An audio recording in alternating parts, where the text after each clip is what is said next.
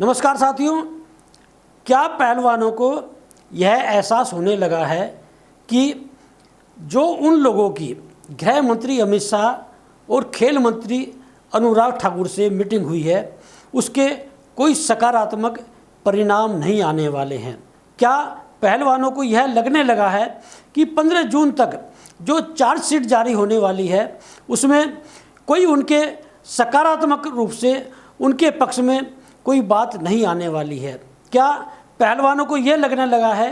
कि फिर से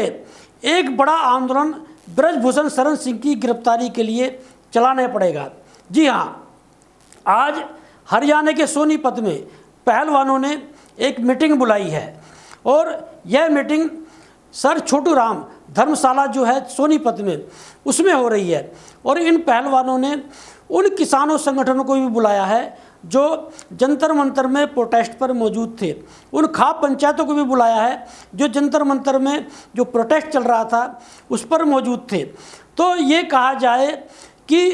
15 जून को या 15 जून के बाद में फिर से पहलवानों का बड़ा प्रोटेस्ट होने वाला है। तो ये कहा जाए कि पहलवान, किसान और जो खाप पंचायत के चौधरी हैं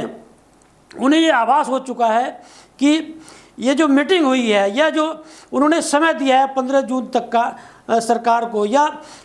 15 जून तक उन्होंने जो अपना आंदोलन स्थगित किया है उससे कुछ हासिल होने वाला नहीं है। उन्हें फिर से एक बड़ा आंदोलन खड़ा करना पड़ेगा। या ये कहा जाए कि इन लोगों का, इन पहलवानों का जो गृह मंत्री अमित शाह और खेल मंत्री अनुराग ठाकुर से जो मीटिंग की है कि वो कहीं ना कहीं खामियां रही है, वो कहीं ना कहीं लापरवाही रही है, उससे कहीं ना कहीं आंदोलन कमज़ोर हुआ है। तो ये कहा जाए आज सोनीपत में ये जो मीटिंग चल रही है पहलवानों की, और इसमें ये बात प्रमुखता से निकल कर सामने आ रही है कि इसमें पहलवानों ने ज़ोर शोर से जो है अपनी आवाज़ बुलंद कर की है और उन लोगों ने ब्रजभूषण सिंह की किसी भी हालत में गिरफ्तारी की बात की है। तो ये कहा जाए कि 15 जून के बाद में देश में फिर से यह पहलवानों का आंदोलन होने जा रहा है। लेकिन इस बीच में ये कहना चाहूँगा कि ये बात ज़रूर उठेगी, चाहे वो खाप पंचायत के चौधरी हों, किसान संगठनों के नेता हों या दूसरे सोशल एक्टिविस्ट हों, कि सरकार से जो बातचीत हुई है, गृह मंत्री अमित शाह से जो बातचीत हुई है, खेल मंत्री अनुराग ठाकुर से जो बातचीत हुई है, ये बातचीत किन लोगों ने कराई है या किस चीज़ को देखते हुए कराई है, या आंदोलन में ये निर्णय क्यों नहीं लिए गए, या खाप पंचायत में ये निर्णय क्यों नहीं लिए गए। जब मुजफ्फरनगर में हुई पंचायत में राकेश टिकैत ने ये आह्वान किया था, ये ऐलान किया था कि अब ये पहलवानों का आंदोलन नहीं रहा है, ये समाज का आंदोलन हो चुका है और समाज मिलकर इस आंदोलन को लड़ेगा। क्या उस समाज से सहमति ली गई थी गृह मंत्री अमित शाह से मीटिंग करने के लिए? क्या उन खाप पंचायत के चौधरियों से सहमति ली गई थी खेल मंत्री अनुराग ठाकुर से बातचीत करने के लिए? अब देखना ये है कि ये जो पहलवान हैं, चाहे वो बजरंग पूनिया हो, साक्षी मलिक हो, विनेश फोगाट हो, और इसमें ये बात प्रमुखता से देखने को आ रही है कि गृह मंत्री अमित शाह से जो मीटिंग हुई थी उसमें विनेश फोगाट नहीं थी, खेल मंत्री अनुराग ठाकुर से जो मीटिंग हुई थी उसमें विनेश फोगाट नहीं थी, और आज जो सोनीपत में मीटिंग होने जा रही है उसमें जो जानकारी मिल रही है उसमें भी विनेश फोगाट जो है मौजूद नहीं है। तो क्या ये कहा जाए कि साक्षी मलिक और बजरंग पूनिया जो मीटिंग की है अमित शाह और अनुराग ठाकुर से, क्या उस बात को लेकर नाराज़ है? या ये कहा जाए कि विनेश फोगाट जो है अपनी कुछ अलग रणनीति बना रही है? अब देखना ये है कि इन लोगों ने जो सोनीपत में मीटिंग बुलाई है उसका हवाला ये दिया है कि ये लोग उस पंचायत में गृह मंत्री अमित शाह से क्या बात हुई, खेल मंत्री अनुराग ठाकुर से क्या बात हुई, उन सारी चीज़ों का ब्यौरा देंगे और उसके बाद में एक बड़ा निर्णय लिया जाएगा। तो क्या ये कहा जाए कि पहलवान, किसान नेता, खाप चौधरी 15 जून तक का भी इंतज़ार नहीं करेंगे, या ये कहा जाए कि फैसला सोनीपत में होगा और 15 जून का इंतज़ार करके फिर से एक देश में बड़ा आंदोलन खड़ा किया जाएगा। यदि आप इस आंदोलन की समीक्षा करें, इसमें कहीं से दो राय नहीं कि जेपी आंदोलन के बाद, अन्ना आंदोलन के बाद देश में एक पहलवानों का एक बड़ा आंदोलन खड़ा हुआ था। और यौन शोषण के जो आरोप साक्षी मलिक, विनेश फोगाट और बजरंग पूनिया ने जो लगाए थे, और इन लोगों ने जो मिलकर एक जो माहौल बना था जंतर मंतर पर, उसमें न केवल किसान संगठन बल्कि खाप पंचायत के चौधरी भी जुटे थे। और 28 मई को जिस तरह से इन पहलवानों के साथ दिल्ली पुलिस ने क्रूरता की हदें पार करते हुए जो व्यवहार किया, उससे देश में बड़ी नाराज़गी थी। या ये कहा जाए कि यौन शोषण के मामले में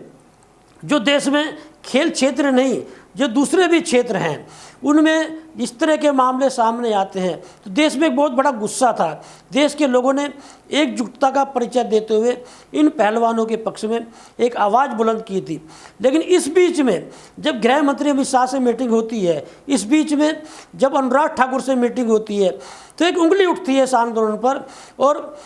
15 तारीख तक जब ये आंदोलन टाल दिया जाता है, एक उंगली उठती है इस आंदोलन पर। और जब नाबालिग जो पहलवान है उसके बयान जो है वो बदले जाते हैं, एक उंगली उठती है इस आंदोलन पर। और जिस तरह से उस नाबालिग पिता के यदि आप इंटरव्यू देखेंगे, जिस तरह से नाबालिग उस पहलवान का पिता जो है वो दहशत में है, डर में है, और जिस तरह से उन्होंने बोला कि हमारे घर तो घर नहीं रहा है, शमशान हो गया, और कितना दबाव है मेरे ऊपर, किन लोगों ने मुझे धमकी दी है, समय आने पर बताऊंगा। और विनेश फोगाट ने जो ट्वीट किया है, क्या इस दहशत और डर के माहौल में पहलवानों को न्याय मिलेगा? तो ये बात सामने निकल कर आ रही है कि ये जो नाबालिग